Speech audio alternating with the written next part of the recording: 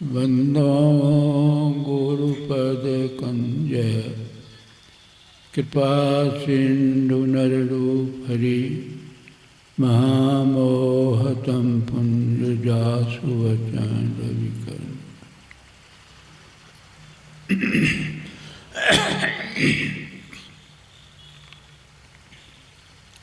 परमादरणीय सत्संग प्रेमी भाइयों तथा धर्मशिलावान, जीवन का शुभारंभ श्रवण से ही शुरू होता है। आप लोग आए हैं, मैं इसको आध्यात्मिक पाठशाला भी कहता हूँ। जैसे भौतिक पाठशाला, स्कूल, कॉलेज में बच्चे सब जाते हैं, सुनते हैं, डॉक्टर का सुनते सुनते डॉक्टर बन जाते हैं, इंजीनियर का सुनते सुनते इंजीनियर बन जाते हैं। मतलब जैसे का सुनते हैं वैसा बन जाते हैं। उसी तरह संतों के विचार को सुनाने के उद्देश्य है आयोजन हुआ।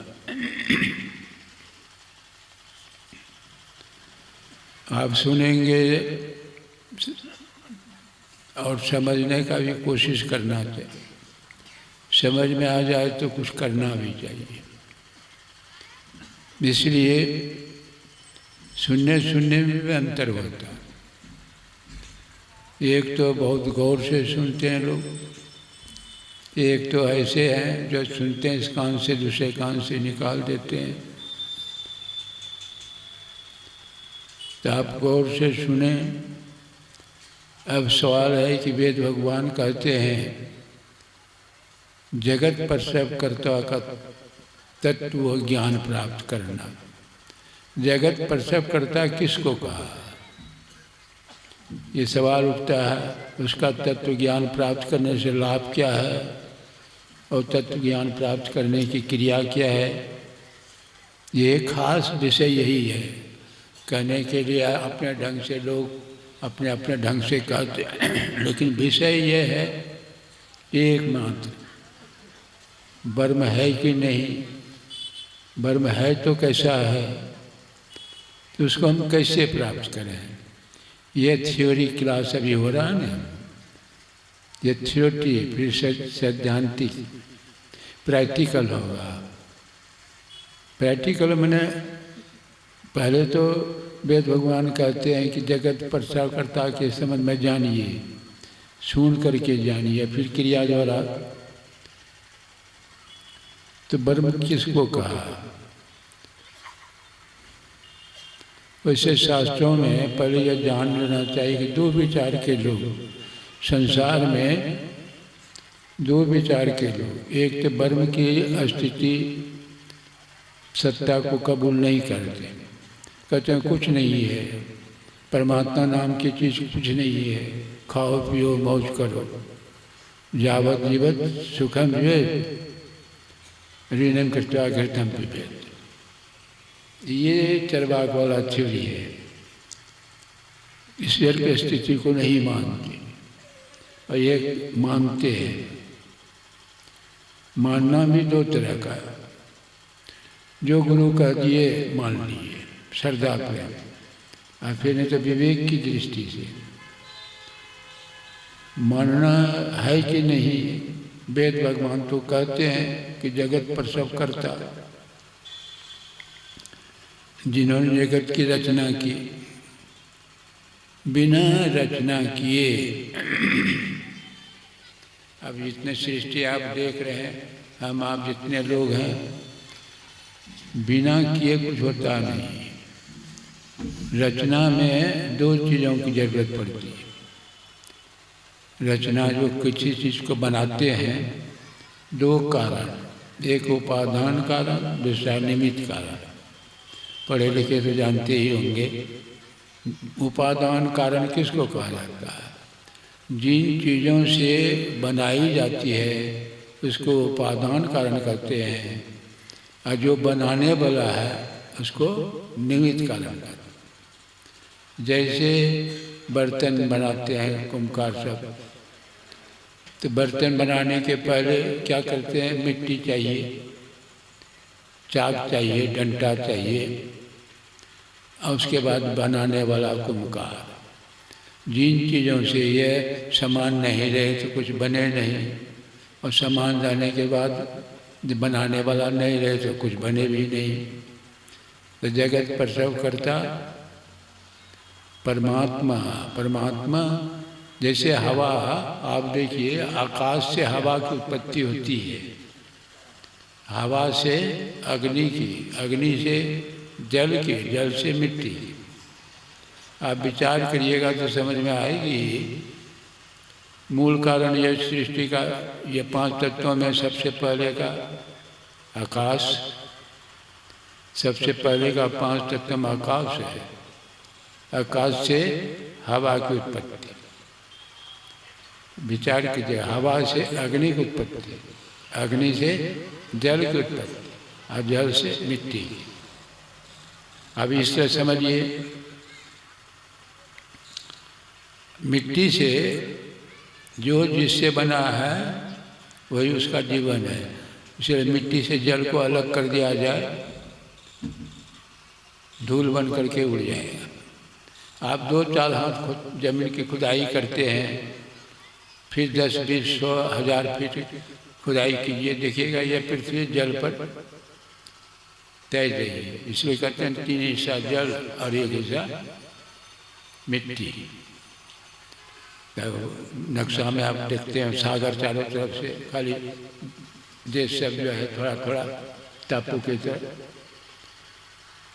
जल, मिट्टी से जल को अलग कर दिया जाए, मिट्टी धूल बन करके उड़ जाए।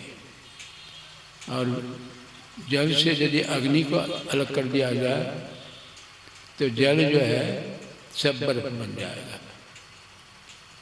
अग्नि से हवा, दीपक जल रही है, आप ढक दीजिए, हवा का प्रवेश बंद कर दीजिए, दीपक बुझ जाएगा और सबका आकाश, आकाश में तो कुछ नहीं, कैसे रहेंगे, कहाँ रहेंगे, क्या। और आकाश से जो बारीक तत्व होगा वह कैसा होगा, विचार आप कीजिए। तुलसीदास ने रामायण में वर्णन नहीं किया, नव 100 कोटि अमित अवकाशा, 100 करोड़ आकाश जिसमें अट जाए। 100 करोड़, 1 करोड़ की बात नहीं होती, ऐसे ऐसे कितने ब्रह्मांड है, कोटि कोटि ब्रह्मांड में देखा तुलसीदास। 100 करोड़ आकाश, तो आकाश बद कहिए, जो लक्षण आकाश को सोई ब्रह्म को जान। लेकिन अंतर क्या है, आकाश तो जड़ है, ये 5 तत्व जो है जड़ है।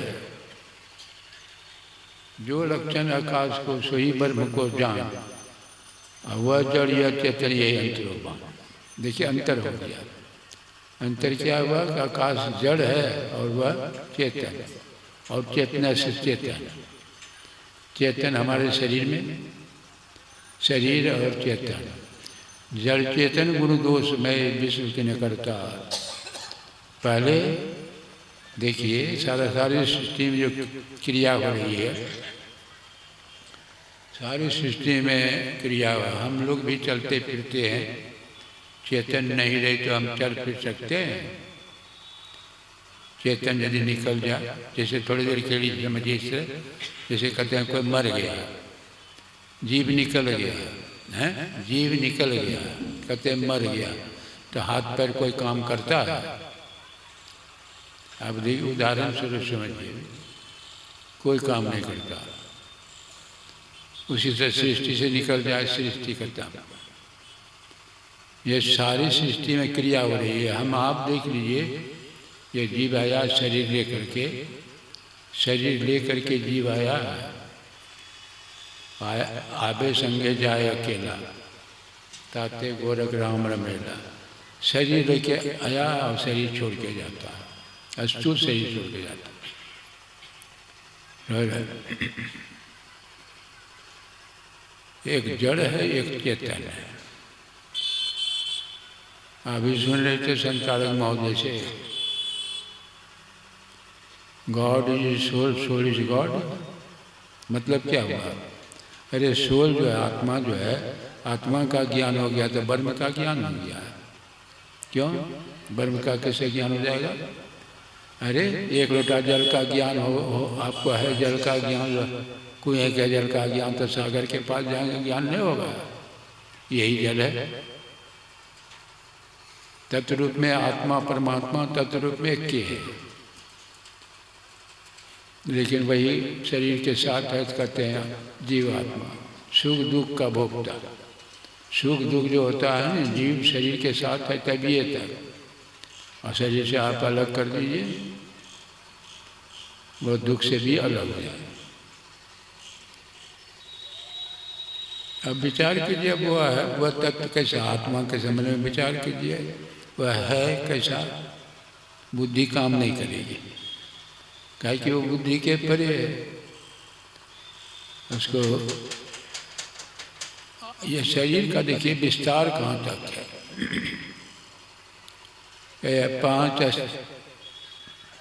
पांच तत्व, मिट्टी पानी जल, मिट्टी जल अग्नि हवा आकाश, 5 रूप रस गंध स्पर्श, 5 5 10, 5 कर्म की इंद्रियाँ, हाथ पैर कुदाल मुँह, 5 ज्ञान की इंद्रियाँ, आँख कान नाक जीवा त्वचा, 4 अंतःकरण की इंद्रियाँ, मन बुद्धि चित्त अहंकार, धृति संघात चेतना, सुख दुख इच्छा द्वेष।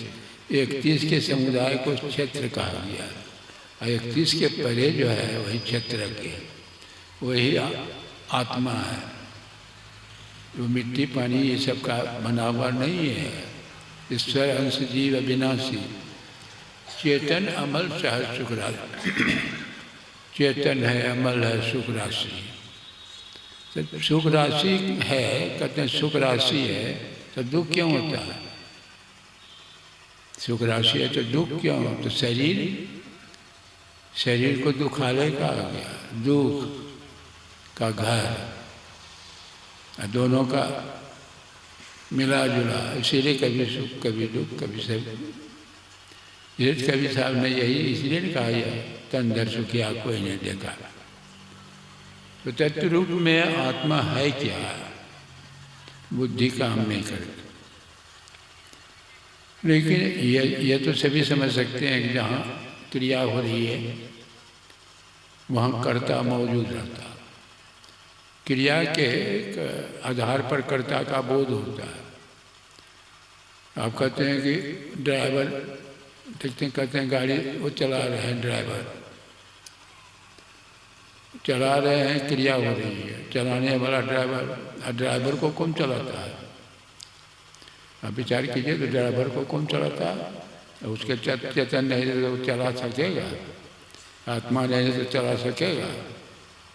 तो क्रिया तो शरीर सृष्टि में तो वही एक के है, वो हमारे शरीर के अंदर है, उसको जीवात्मा जीवात्मा कहते हैं।